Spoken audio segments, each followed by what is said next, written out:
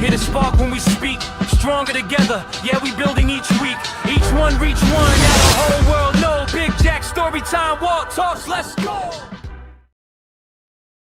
All right, welcome to the Iron Sharpening Iron Show. I'm your man, Big Jack. This is where we prove that we are stronger together, that if each one would reach one, we can all grow and glow. And I got my man with me, Walt Talks. How you doing, Walt? What's going on, man? Doing well, sir. How about yourself, man? What's happening? Doing good. It's for the first time in a while, the weather was decent over the weekend. Yeah, nice weekend. Yes, sir. Nice weekend. Some yard work, I think, and spring cleaning and trying to get weather. But other than that, it was all good. Yeah, for sure. Absolutely, man. I'm glad it's I'm hoping it's here to stay because it got cold during the week, Well, Maryland is chilly. It got chilly in DC, man. 45 in DC. So yeah. We're in the state of Maryland, in that area, and Maryland is that southern state that's in the north. So you don't know what you're going to get. You just get ready for it when it comes.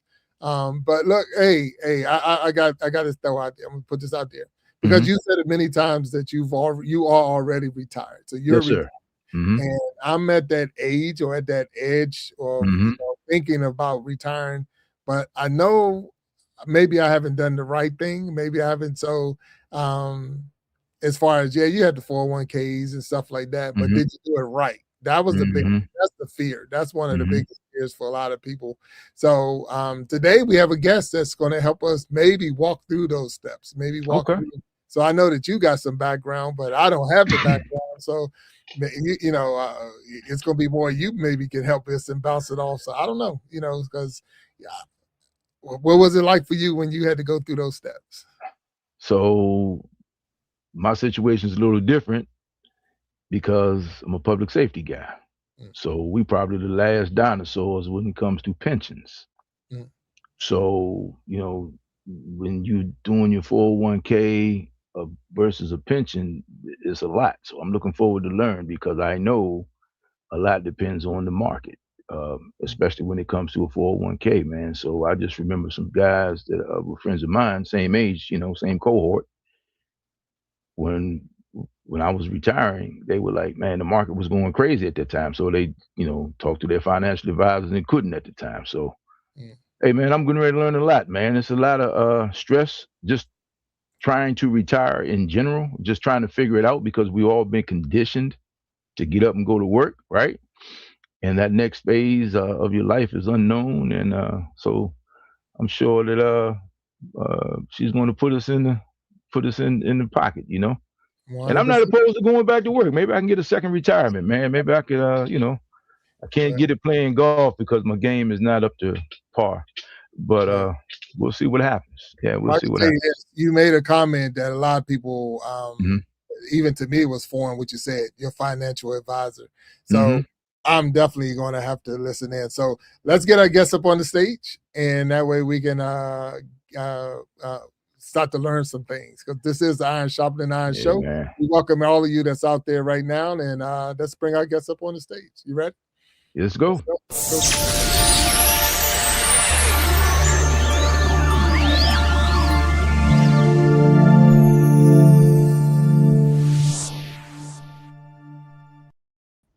Oh,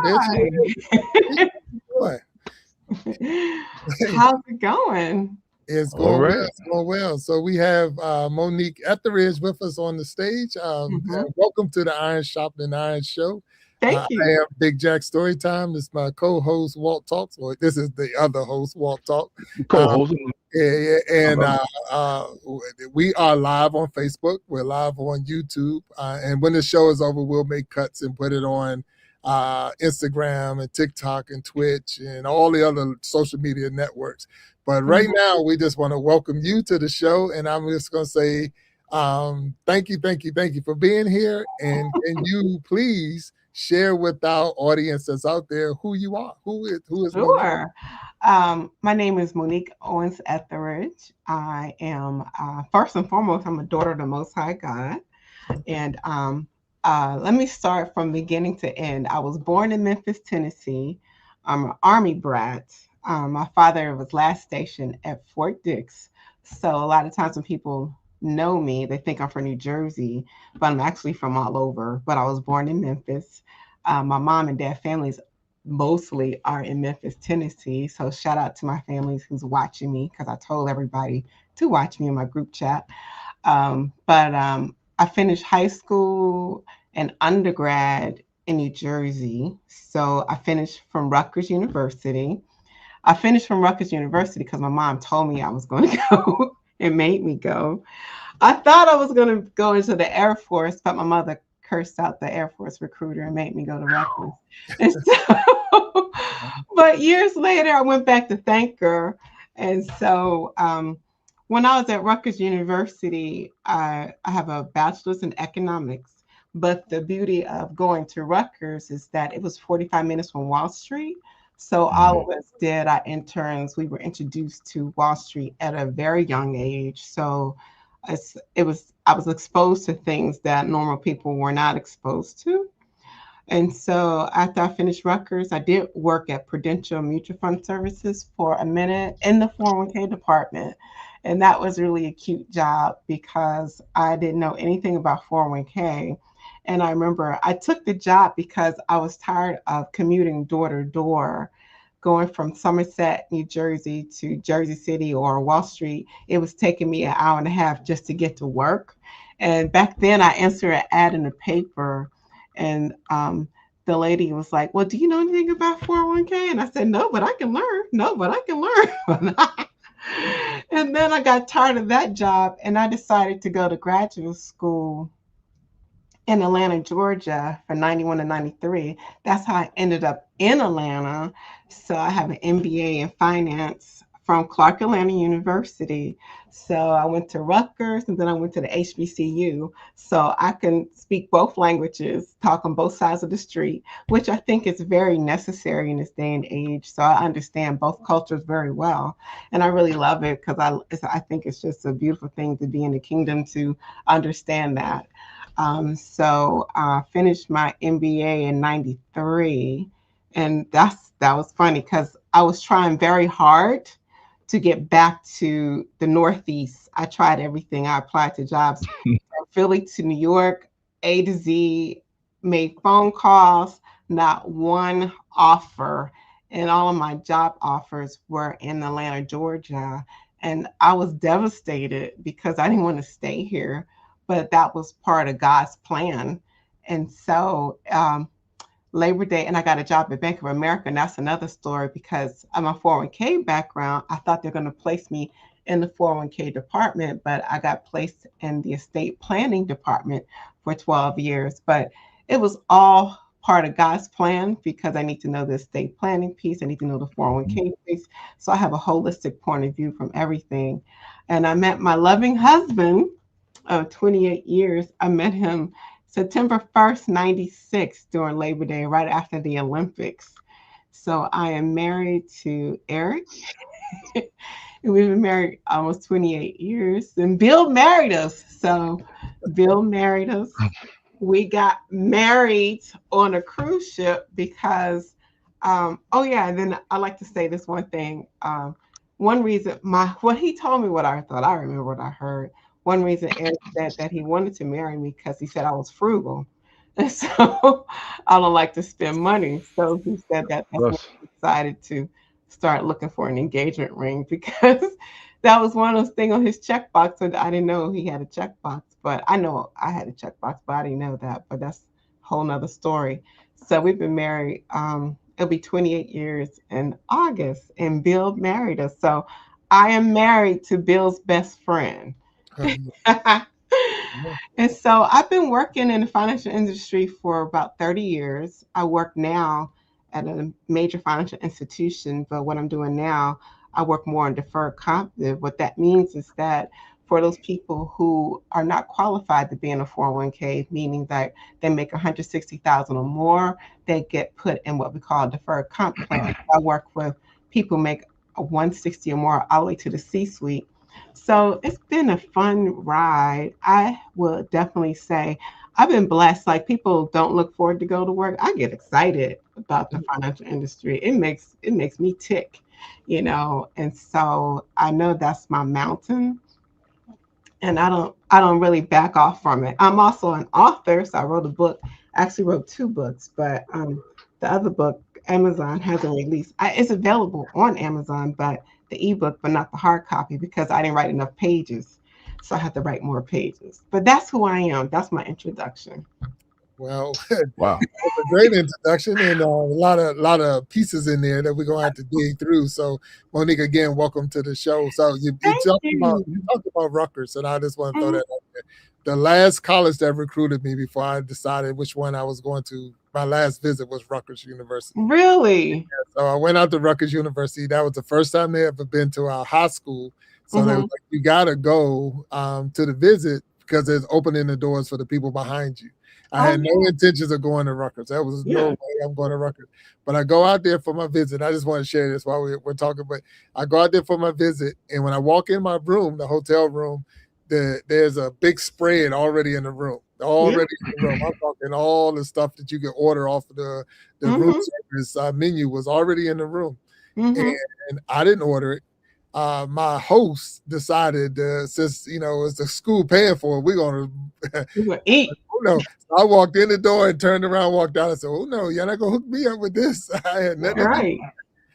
You were probably staying at the Hyatt. And it was crazy. I was like, "Y'all not gonna get me jammed up over this." So I turned around, walked back out the door, and so they took me on a visit. So you going out for the weekend, and the big thing was they took me to New York City. So that's the first time I've ever been to the city. Oh yeah. We out there, and the car we was in broke down. So we're walking the streets and this, and it was crazy. So now I'm like, okay, where's the campus? They like, you're on the campus. I'm like, we're in the city. Like, no, this is the campus. I'm like, well, how you get to class? Well, maybe you can see one of your teammates and you can catch a ride. I'm like, oh no, I ain't going here. This is crazy. I'll never forget my opportunity to visit Rutgers and to see the school and all of that. But I didn't realize, even though you think you're from Washington, D.C. area, until I got there, I was like, oh, I ain't been in the city yet. This is city. And, I mean, it was fun. I mean, you could have just caught the train off of George Street, go straight to New York. That's what we used to do. I mean, I just wasn't ready for that. What you say, Walter, a lot. The streets ain't for everybody. That's why they make sidewalks. They make sidewalks. Yeah, that's what I learned right there. So he probably got to New York and looked up at those tall buildings. Yeah. I wasn't ready for that, but it was all good. So that's but that was my little better. And I'm also a veteran, so U.S. Army. So thanks to your dad for his service. And there's nothing wrong with the travels and all of that. And had you went Air Force, you'd have been okay. They'll take care of you as well. But you look like you've been taken care of. Look like you. Yeah, my dad, he was a Vietnam vet. And you met my father. Oh yeah, It's kind of funny how you met my father, but it was. When Bill met me and my friends, he thought like I was raised by the Huxtables, but complete opposite. So, I love my parents. They are real people, I kind of thought that too until you told me what your mom said to the recruiter, and then I realized, So my daughter's not going to Air Force. Click. And then the funny part is when I went to Rutgers, I was in ROTC for I think just one semester. But what happened was that they wanted to do some drill at Fort Dix and sleep outside. I'm like, oh no, I don't. The princess doesn't sleep outside. And so I don't sleep out. I need to sleep in a hotel. And ironically, my husband and I were about to go on a missions trip. I'm like, how is the hotel? Oh wow. But it was really funny then too, because my drill sergeant said, I need for you to come to my office hours. And so he said, I give you a B+ if you quit. And so I said, okay. Oh wow. I'm out of here. I'm good. Just give me my B+, have my GPA.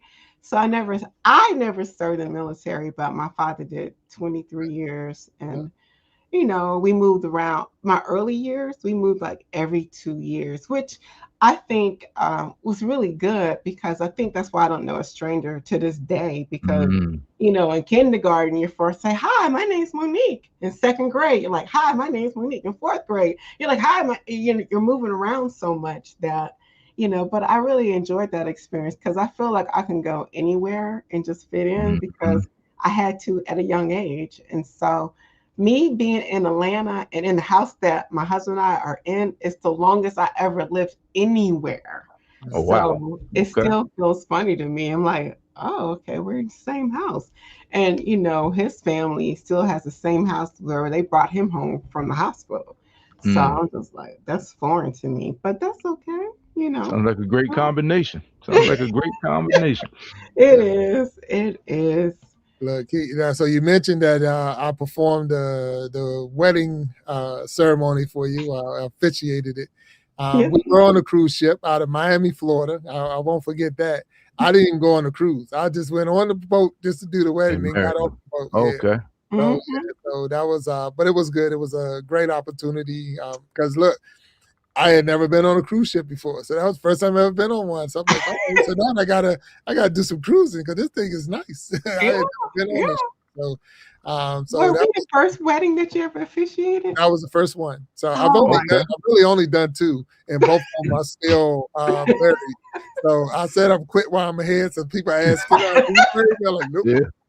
You got a perfect score, man. Perfect record. Yeah, that's pretty good. Oh my God, that's that's pretty good. 20 years, and you're doing 28 years. Yeah, I never officiated a wedding either. So yeah. So I've never, unfortunately, have done funerals, and they're all completed too. They don't come back. So just joking on that. But waitress, he's appearing sale Thursday. Tip your waitress. On the wedding side, I'm 2 for 2, and I'm just gonna keep it like that. Yeah, no, but it was a great experience. Super happy for both of you. Yeah. For those who don't know, and we've had Eric on the stage before, having Triple E, in my life, all my life, pretty much, and like having, my circle is right here. I got Walt up here, got Triple E. Only one missing is my man Q. That's my circle right there. So that's funny. So, but that's just good. But Monique, you're dealing in a lot, and like I said, we're going to get into some of your professional experience and all, but growing up around the world, so everywhere and this and that. I know you mentioned Germany and other places, and you even said that was good because you now I'm open, I'm free, I can go around, I can do anything and all of that. So would you discourage someone from going in the military? Not that you've been in, but because of your experience, would you say, hey, don't do that, don't go in? I would just say be prayerful, because at the end of the day that you signed up to fight, Right. And so my thing is, let's talk about the worst scenario, then let's talk about the best scenario. Be prayerful about it, but I would never discourage anyone from doing it. I think it's an honor to serve your country, and it has a lot of benefits to it, like the free healthcare that comes out with it. And like my father and my mom right now, my father passed away 13 years ago because he was a disabled Vietnam vet. She doesn't have to pay property taxes on her house, so that's a blessing, especially living in New Jersey, because the property taxes are very high. Very high. But trust and believe, they do check to see if she's alive, And I'm like, you want to come see her? She, come through. She's right here, But I wouldn't discourage anyone. I think it's a good career, particularly if you don't know what you want to do. It's a good time to figure out what you want to do. And if you do your time, they pay for your education. So I think that is fantastic, because education is expensive. I mean, like I say, I'm U.S. Army. Did my time. I went in a little different. I went in on I was already in college before. I remember.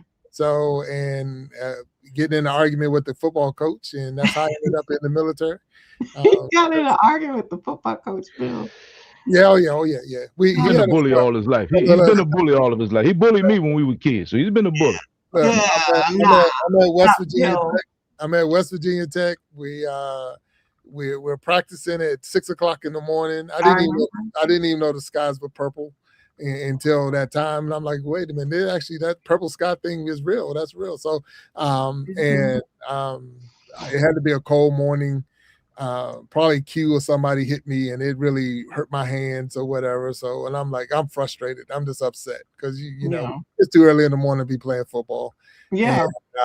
And so I'm talking to the coach and I'm like, hey, if I want to get up at 6 o'clock in the morning, I'd join the Army.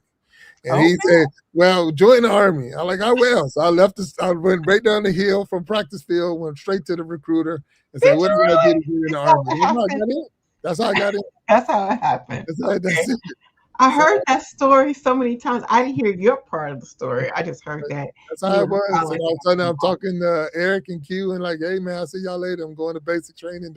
What? Like, yeah, look, it is funny because hey, Walt, you wouldn't know this part of it, but I was the one that brought all of them to West Virginia Tech. I was like, hey. Oh, yeah. And then you bailed. Yeah, I can see that. Yeah. So I recruited them all and got them in. And because you were at Virginia Tech, weren't you? I was at Virginia Tech. Yeah.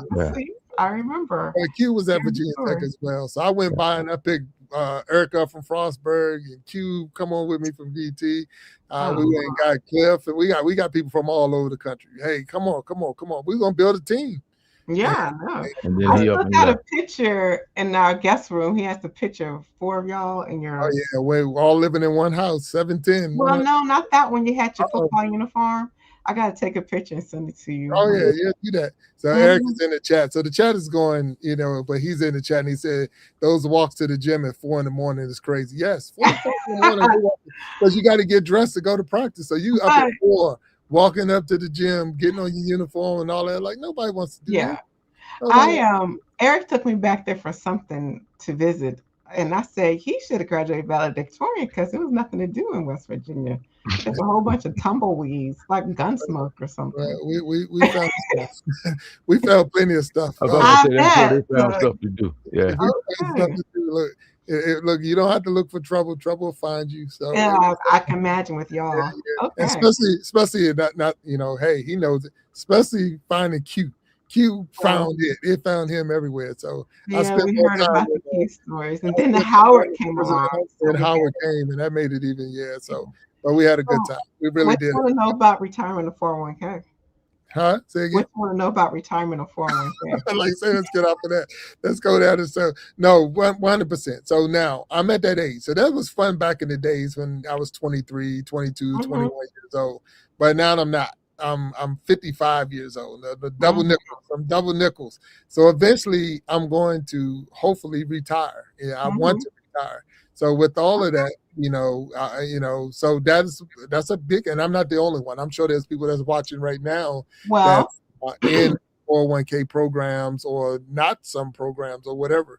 So let me talk to you per se. So you work in corporate America still, correct? Correct. That is correct. And you have a 401k plan. That is correct. And does your company have a 401k match? Yes. Okay, so you need to be at minimum investing that amount to get the match because you're walking away from free money. Correct. So, but what if I will always advise people what they need to do, like someone like you who's thinking about it right now. When we finish this YouTube or this broadcast, I would log into my 401k and I would just see there has to be something on there to give you a projection. Are you on track or you're not on track? Okay, so I would see if I can plug in, like if you have an IRA from another company or a 401k plan, and you need to put it all together into this module that's on your 401k platform, because I know it's on there because it's on everybody's platform now, just to see if you're on track or not. And I always tell people, you want to have some money in the stock market because that's how you beat inflation.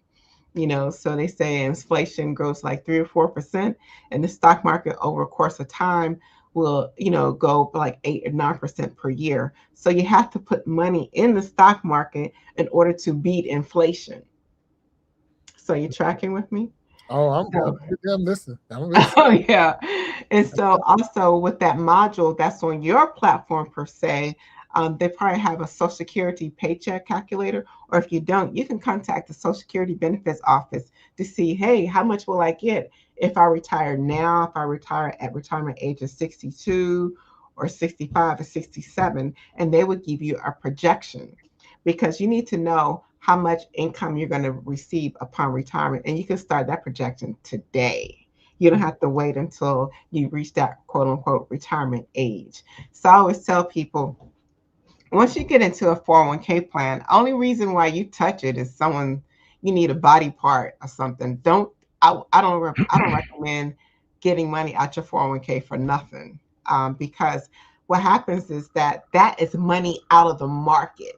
And once you take money out the market, you're erasing all that growth, all that interest, all that dividends that you no longer receive if you take out a loan or a hardship withdrawal. Now, I know things do happen that people do have to touch their 401k plan, but I'm from the school of thought you don't touch it for anything in the world unless you need a kidney or something. I mean, don't touch it. But some plan sponsors do put in their plan document that you can or cannot touch it. Some union plans have that language in there that you can only take a hardship withdrawal, and a hardship withdrawal is for you're about to foreclose on your home, you're about to be evicted, or a medical emergency.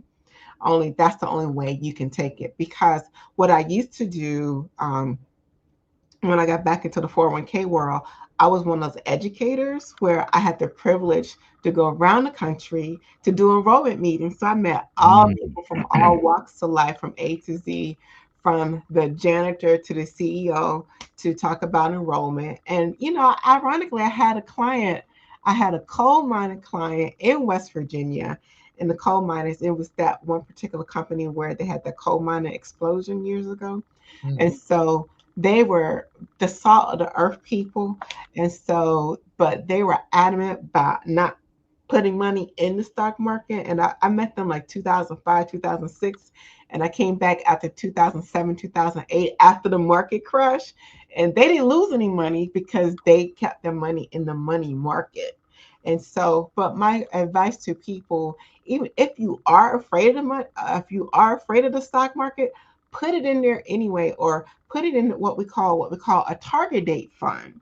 And so what the target date fund is so say for instance, you want to retire in 2035. So you can put most of your money in a 2035 target date fund, because what happens with that 2035 target date fund, the asset allocation will automatically properly allocate for some put money in the stock, some put money in the bond market, some people put money in the money market for you.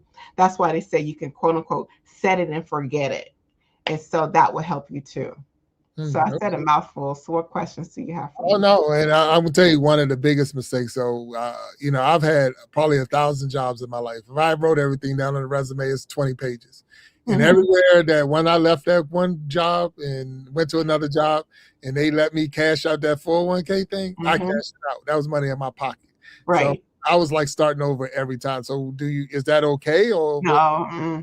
I mean, you probably cashed out because you probably had less than $1,000 because they let you cash out, or was it less than 5,000? I cashed out because I was broke. Oh, okay. You cashed out because you were broke. Okay. So take the tax penalty. Okay, whatever. Okay. Let's be real with it. I'm broke. I've been talking to you a long time ago, Bill. You should have called me. But I mean, if okay, so you cashed out. Okay, let's start. First of all, let's just start where you are. Okay, we can't cry over spilled milk. So now, if you leave the company, don't cash out. Roll it over into an IRA. If it's over 5,000, I think you can just leave it there for right now. But there are some laws changing in the government that may make you take your money where you are. And so I used to work for Wells Fargo, but Wells Fargo sold us to another institution, and so I left my money there. And I can roll it over into my IRA, but it's doing kind of okay. And so the flip side, the advantage of using a 401k sponsor or leaving the money there if it's over $5,000 is that, that money is overseen by an investment committee. And so you don't have to necessarily talk to a financial advisor per se, but I recommend everyone does do that. But they meet mostly time quarterly they meet most of the time with the investment consultant to make sure that the proper mutual funds are in there for you to invest. But a lot of people just don't even look at it anymore.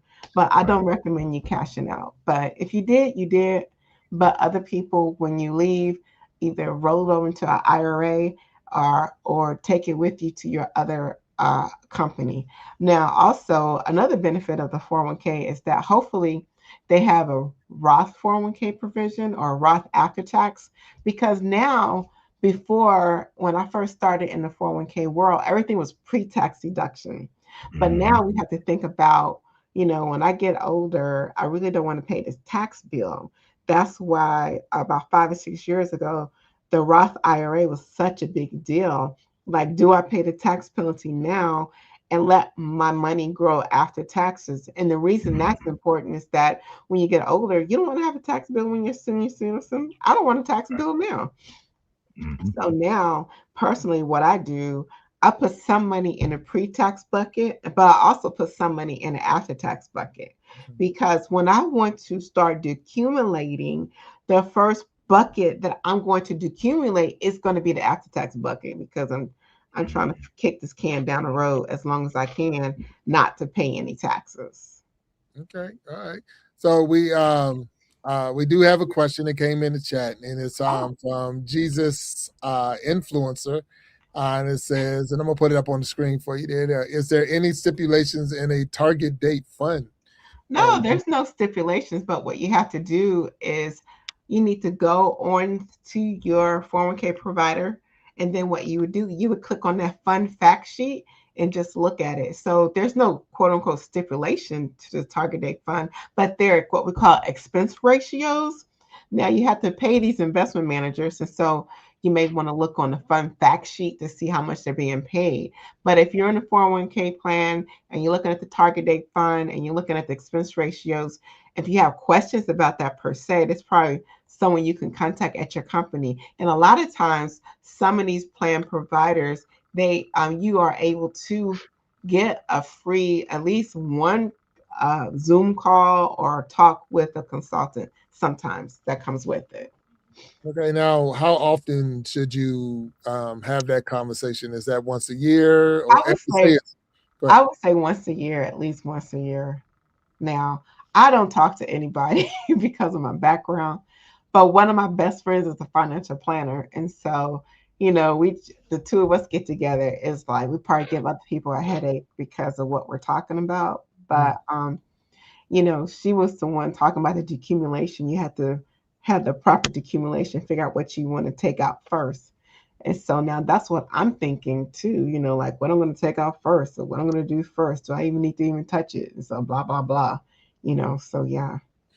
Now, we did get another question came in, and I thank you all. And if you do have questions for Monique on this, please put it in the comment section. We'll do our best to make sure we hit everybody's questions and even comments for Monique. And thank you for tuning in to the Iron Sharpening Iron Show.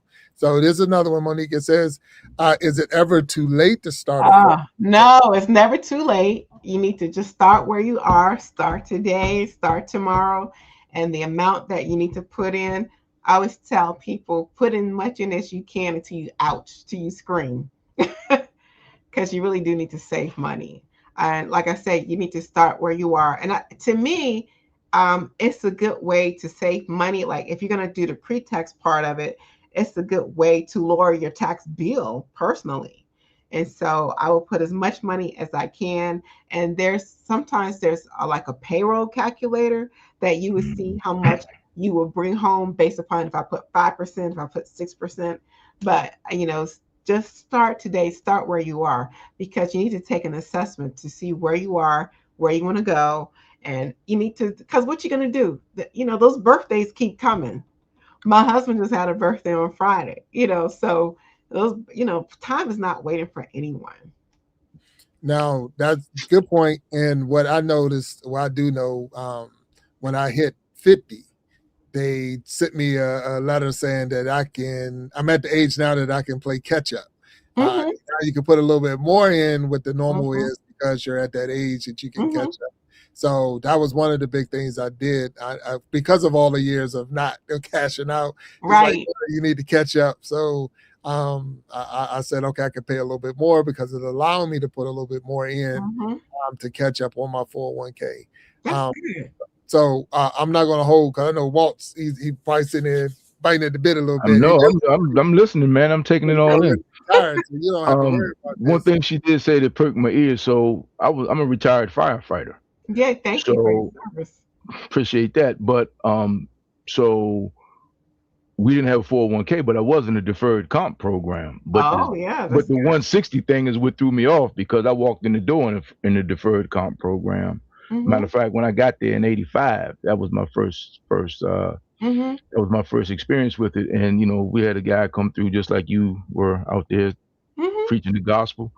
And I don't have any regrets, but the one thing that I wish I had done, and this is back to your point, I would have just put more money into it. I did pretty good. I did very well, but I wish I had put more into it back then, because your money will grow compound, and that exponential growth thing is real. So if anybody's listening, whether you're in a deferred comp program or in a 401k, you definitely put it in, take the hit now.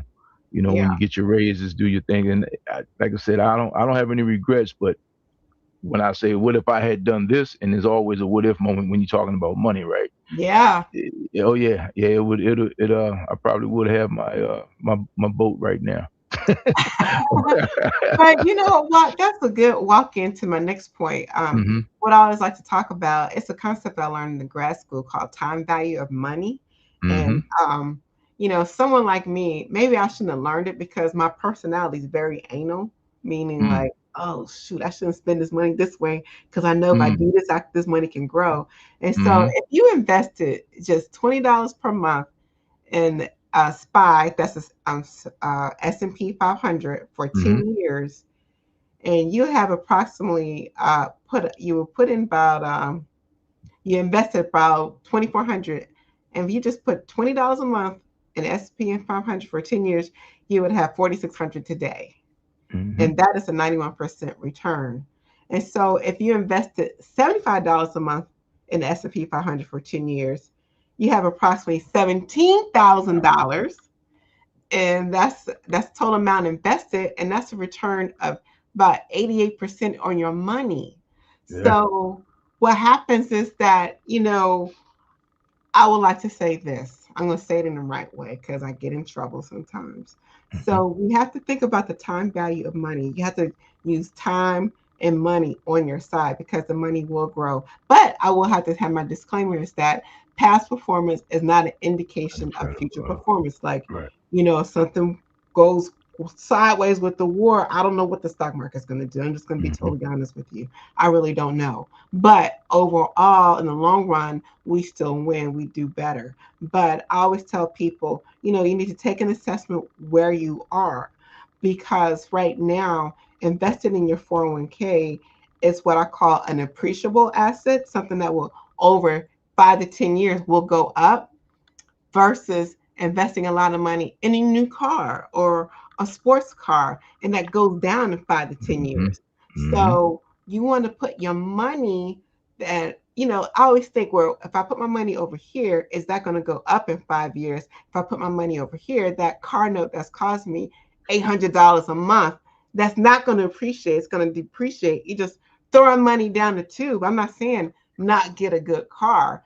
What I'm saying, I'm just bringing people to an understanding, because I understand a lot of people don't understand what I understand, the difference between an appreciating asset and a depreciating asset. So, I'm sorry. People can say what they want. Like, like my husband and I, we are in the market for a new car right now, but part of the problem is me, because I'm like, that's an investment property, how much they want for that car. I was like, that's a lot of money. So, but we'll get there. So it's no problem. But yeah, if anyone gets anything out of this podcast today, is understanding the difference between an appreciated asset and a depreciating asset. And so that's how come the rich gets richer and the poor gets poor, because the rich knows where to place their money and the poor people don't. Like Warren Buffett. he still live in the same house that he Same grew up house. in. Yeah. So that tells Yeah. me, oh wow, he Yeah. never had a mortgage. Oh my Yeah. God. And Yeah. Sam Walton drives an old pickup truck. You know, Bill, the guy who created Microsoft, Bill Gates. Bill Bill Gates. Gates, Bill Gates. drives a Yeah. Toyota Camry. Yeah. Hey, He's wait a not minute, wait a Yeah. walking minute. What's in a wrong with the camera? Bentley or Nothing. Mercedes. So this is the mindset. We have to shift our mindset on what's an asset and what's not an asset. Right. Because at the end of the day, nobody's going to save you. That's true. So when you're talking about nobody's going to save you, like Hmm. and being informed. Hmm. So like I said, I was in a deferred comp program. I just rolled it over when I retired. Hmm. Then it's 70. I guess I got to start drawing on it, right? Yeah. Hmm. But a lot of people will take their money and not even know the tax ramifications until Hmm. after they get their tax bill, and that's the part that where you come in, because education with knowledge is good, but applied knowledge is It's education. Is that how that goes? You got to apply the knowledge that you have. yeah. Hmm. So explain to people when you do take it out. You said if you need a kidney, if you need a lung, body part, but explain to people how serious that is, because you're getting hit 2 or 3 times, correct? Right. Well, it's two different options. You can take a Mm-hmm. loan or a hardship withdrawal. So if you take a Mm-hmm. loan and you still have to pay it back, you know. Mm-hmm. So say for instance you needed $5,000. Well, now you Mm-hmm. no longer have that $5,000, like that example I was talking about, depreciating over Mm-hmm. 2 years. Well, you lost that appreciation by just taking that money out. So if you need to take it out, it needs to be a very good reason. And so also, if you leave that company before that loan is paid off, you're going to be hit with additional 10% penalty. Right. The penalty and the Mhm. taxes, right? And so you can take a harsher withdrawal that you don't have to pay back, Mm-hmm. but harsher withdrawals are normally for like funeral expenses, Mm-hmm. um, foreclosures, evictions, that's why you need a Mm-hmm. harsher withdrawal. But you're going to be hit with a penalty, at least a minimum 10% penalty. So let me ask you this: a guy like Jack, who's talking about one day looking at retirement. I'm just saying, looking at retirement one day. What Yeah. is the formula? Like, how much money does a person need to be able Okay. to live their lifestyle? How do you figure it out? How much I At need least to live my he needs lifestyle to, going forward?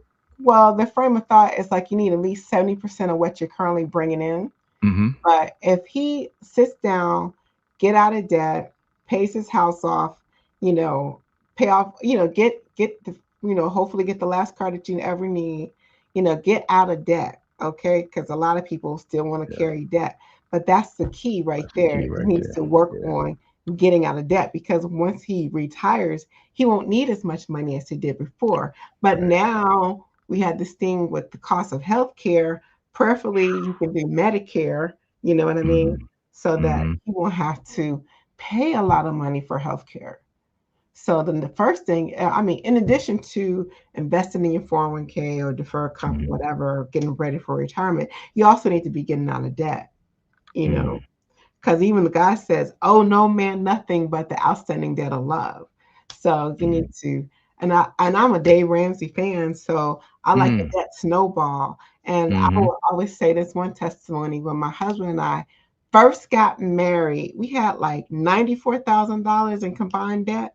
That's why Mm-hmm. we got married on a cruise ship, Bill, because I was not paying a lot of money for a wedding. I was looking for an economically feasible way to get married. And there was a compromise because I was trying to elope, but Eric's like, no, I want, got family. But now that I look back on it, I'm glad we did because those were some really good memories for our family, with my parents that I can't get back. However, oh, so we did the death snowball, and this is when Eric was in corporate America. And so every time we paid off a bill, one of us would either get a bonus or a raise every single time. And I was like, God, you just couldn't give me that money before. And then after 3 years, we were out of debt. And so, I was like, I think God was just looking to see what we're going to do. And he blessed us with more, which goes into what he said in Matthew 25, when he gave some 5 talents, 2 talents, and 1 talent. And people act like God is not watching. All the money that you have is from the Lord anyway. And so when he comes back to take an inspection, what did you do with what I gave you? He's looking for a return on his investment. You see? And he got mad at the last one because he was afraid to do anything. So you got to break off fear. So someone like Bill, who's looking about getting retired, first thing I would say, how close are you to paying off your mortgage? Do you want to stay here forever? Where do you want to live? That's the first thing you need to figure out. And then you have to figure out your expenses. And so, that's what you have to figure out. It's all part of the plan. It's not just one thing. Mm-hmm. How much you're going to get in Social Security? Do you have a pension? All that good stuff.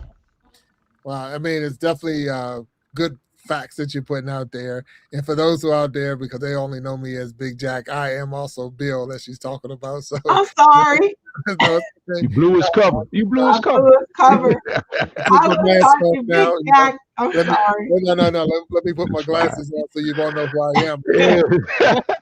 Superman put his glasses on. You don't know that's Clark Kent. So for those who don't know, Big Jack is Bill. So, but anyway, we're past that one. There you go. Oh, I'm sorry. Where did she go? Walt, where'd she go? Monique left. Did she go? I'm looking at her. Yeah. I looked at the. Yeah, I was trying to see the comments. That's all. Man. But it's really good points that you made, and I appreciate it, because those are things we're fair. But the biggest thing, especially when you talk about 401ks and all, and I know you said set it and leave it, but for a lot of people, it's hard to just leave it, because all you hear about is how the market is low or this and that. So if I'm putting my money in it and I see it dump or go all the way down, I'm like, I just lost money. And that's where a lot of people, that's a fear. That's a huge fear for a lot of people. Can I go ahead, Walt. So let me say this. Because this is like the best barbershop debate ever. And I'm going to, it's like when she says, I don't even look at my stuff. Right. Because you will go crazy. And the time to buy is when things are low, when things are going bad. That's not the time to sell. Go ahead, Monique, please. I mean, so I had this conversation. Yeah, you don't. Like a person that's going to be looking at it every single day, maybe you just need to put it in the money market, but you're not going to get the appreciation that you're going to get. You're going to miss out on a lot of opportunity, So, and right now, the bond market, we don't know what's going to happen with the bond industry, because when interest rates go up, the bond goes down, and when interest rates go down, the bonds go up. So it all depends on what you want to do. So, but it's all like, that's a good point. Well, Big Jack, I'm sorry.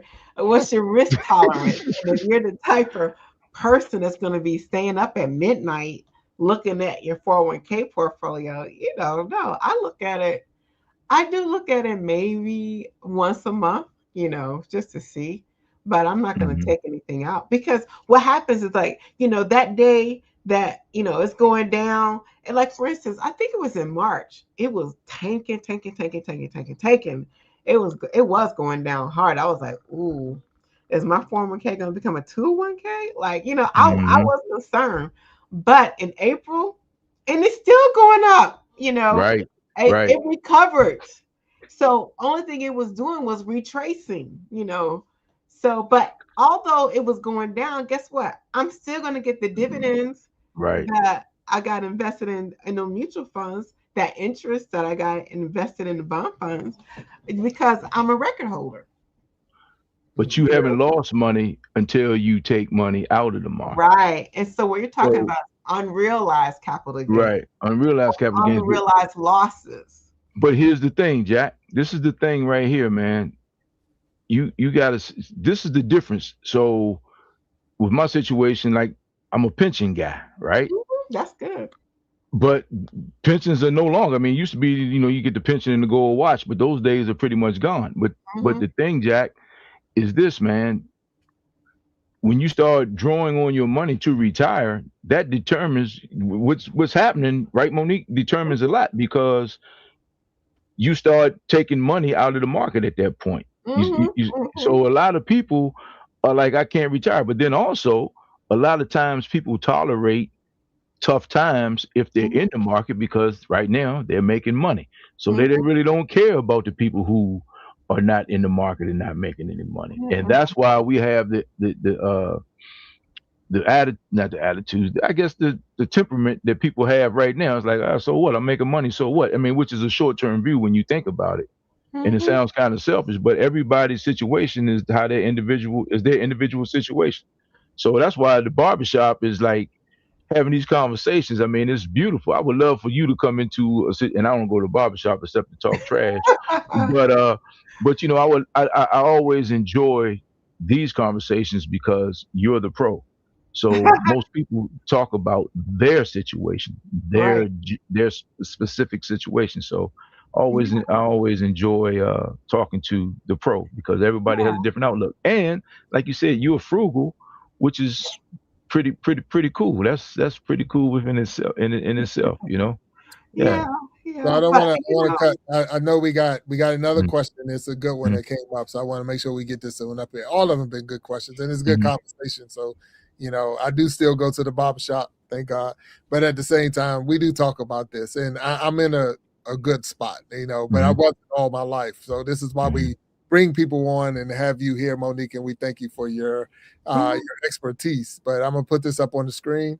And it says, where would I got to get information? My employer matches pre-tax, Roth contributions, pre-tax bonus, and Roth bonus, but it all sounds overwhelming. But I want to maximize help, please. So so what you would do is probably click on that website, and it should be someplace where you can make an appointment. If not, I would talk to my HR director. And see who can I talk to, because it should be someone that you can talk to. So, yeah, you want to take advantage of the match. The thing is that in order for you to get their employer match, most of the times you have to be in it to receive it. So if you're maxing out, that's good. So, or if you have money, or you have also an IRA or something, I will also talk to my banker to see if they have a financial advisor, like at the Wells Fargo, Bank of America, particularly if you walk in the door and say, I'm thinking about rolling over. And then they're going to start talking to you, you know, because they want to invest your money also. But the first thing for the Jesus influencer, I would look on their website to see where she can click and make an appointment with somebody. Hopefully she can do that. If not, I would talk to my HR employer to see why they don't have someone to help you. But they may have someone, but I know that person, I can call. The thing is, and in reality, in Jesus Influencer, I want to say thank you for putting the questions up there. It is almost like speaking Hebrew and Greek when you're reading it. Like, you know, it's like, oh, there must be the King James version that they give you, because it's not plain to me. I need to speak plain to me. So, and that's where one of the biggest problems we run into, because it does. It's right, and that's where and IRA and this and that, and you get confused. You really do get confused on what are you doing, and am I putting anything in, or where's it going? Because it come out on my statement, but it don't look like it's growing or anything when I look at my, Stop looking at it. Stop looking at it. That's the, you know, tell me to stop looking at it, like telling me to stop looking at my phone bill when it come in, or my electric bill, because I know that's where my money's going.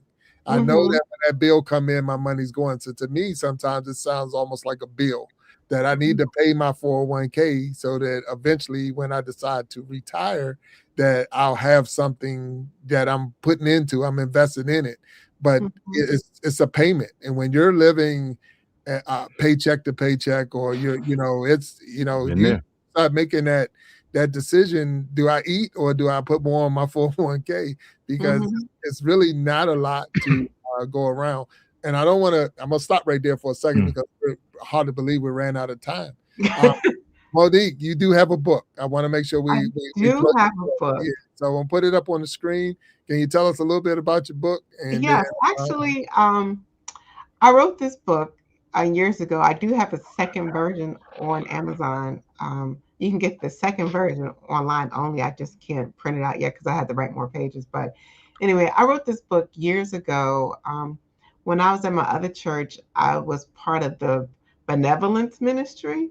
And so what would happen is that if you came to the church and you wanted us to pay, I don't know, some back rent or mortgage or whatever, like a large bill item, you would have to come to my class, my finance class for 3 weeks. And at first, the first time people would come, sometimes it was a captive audience because they didn't want to be there. But after 3 weeks, they fell in love with me, and I got a lot of tidbits from the Lord about what to do about getting out of debt, about finances, what God says about money. God talks about money more than faith in the Bible.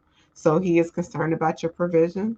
And so that's my book, and that's what I wrote out of it. So it's a beautiful thing, and it's available on Amazon. So the book, the second version Yeah, is it's the same name version too. no, I get that, but I mean, so where did you stop with the first version, second? What is new in the second version? I Is just updated it like that, okay, but the green book I wrote back like in 2007. seven. So Okay, gotcha. yeah, That was and it. the Okay, other book I wrote in 2026. So things have gotcha. changed, so I updated it. Yes, yes. Make it more modern. Okay. Yep. Mhm. No, And and so it's really good because and I also talk about like multiple streams of income. Just don't like rely on your employer about Mm-hmm. it. But I like the fact that I like when people, do a side hustle, do some things besides working every single day to get an extra extreme income. Because I remember, I don't know whose church it was, but they were using my book in their beginners classes. And I couldn't even thank them because I didn't even know who they were. But every month I was getting a royalty check. So I was like, thank you. Thank you and very I know that you're a I won't say a content creator to a sense, but you do have a YouTube page and much. a Yes, I Facebook do. page. And we did put your YouTube and your Facebook information there in the chat. So Mhm. those who are watching, if you want to reach out to Monique via her YouTube, she needs some subscribers. I know she got Yeah, 3. I just started my She YouTube started, station. just started the So page. I need to get to 1,000 people. So I've Yes. been loading it up. I haven't done anything live yet. So be gentle with me. I'm Well, not. you have to have at least 50 to go live. So I can tell you Oh, I Yeah. that. gotta go 50. Oh, that's what it is. So you already it's all kinds Thank of you. rules to get there. There's all kinds of rules, but you'll hit 50 with no problem. You got to And keep this going she up. needs to join your class on Wednesday night, Jack. Wednesday night, which is the Grow and Glow Academy every Wednesday or the second and third Wednesday of the month. And What we're is teaching that? people how to actually build their channel to get to the Oh, what next time? part. 7 p.m. Eastern time every Wednesday, or second and third Wednesdays of the month. It's called the Grow and Glow Academy. So Monique, we're out of time. Oh, I We're can't really, really believe out it. of time. But what I want to ask you is this one, and you can throw it how you want. What message do you have for anyone out there? So I'm just either I'm getting started, I'm in it, I'm trying to get like the Jesus influencers been asking questions. So we're going to ask you to take this last couple of minutes and give us some great advice or any advice on what to do and how to get ourselves faithfully financially secure Hmm. and non-faithfully financially secure. But Hmm. either way, we need to be financially secure, not just for Okay. ourselves, but for our Yeah, future. So that's please, this time is yours. Tell us what to do. first step is take an assessment of where you are. You need to know how much debt you have, how much you owe, how much does it cost for you to live every month. Because if someone says, "Oh, I want to bless you with a check this month to pay for your expenses," do you know even what that is? So that's the first step. Find out how much does it cost for you to live. Second step, do a debt snowball. Let's get out of debt. So what that is, so say for instance, you owe $1,000 on this credit card or 10,000 on this one. So you pay extra money on $1,000 credit card first, and then after you pay that one off, you take that minimum and go to the next one, just like Dave Ramsey says. Thirdly, you do need to look on your 401k provider or 457 just to see where you are, see if they have any webinars that they give for free, or if there's a way that you can sign up to talk to someone professionally, because a lot of times your employer has that and you're not aware of it. So those are the top 3 things that you need to do. Thirdly, or fourthly, I don't know what number I'm on. Maybe do a financial fast. Find out what you're doing. Is it a need, obligation, or a want? Do I need to eat out every day? Do I need to get my nails done? Because remember that time value of money, that $20 per month does grow. Like I said, that if you put $20 per month in the S&P 500 for 10 years, you would have approximately 4,600, and you only invested 2,400. And so also, like if there was $75 per month, if you put the $75 per month for 10 years, you would have $17,000, and that's a return of about 88% on your money. So that's where you start. So one, take an assessment where you are. Let's do the debt snowball. Oh, also make sure that you at least put in enough money into the company match to get the company match, and then figure out if you want to do it pre-tax, after tax, or a cross between both, and talk to your CPA about that. So that's where we are, and thank you very much. All right. So we want to say thank you, Monique, for being a guest on the Iron Sharpening Iron Show. Walt, as always, I just ordered the book. Thank you. Thank you so much. Is ordered by Walt Talks. We thank each and every one of you who was out there today in the chat and hanging out with us. Continue to tune in and watch more and more episodes of the Iron Sharpening Iron Show and the Iron Sharpening Iron universe. We got a lot of good things going on out there, and you should be a part of it. We are stronger together, and if each one could reach one, we could all grow and glow. But until next time, we ask you all to stay blessed and stay sharp, and we'll talk to you later. Monique, please hold back after this, and we'll talk to you behind the stage. Thank you. Okay, thank you. Good night, everyone.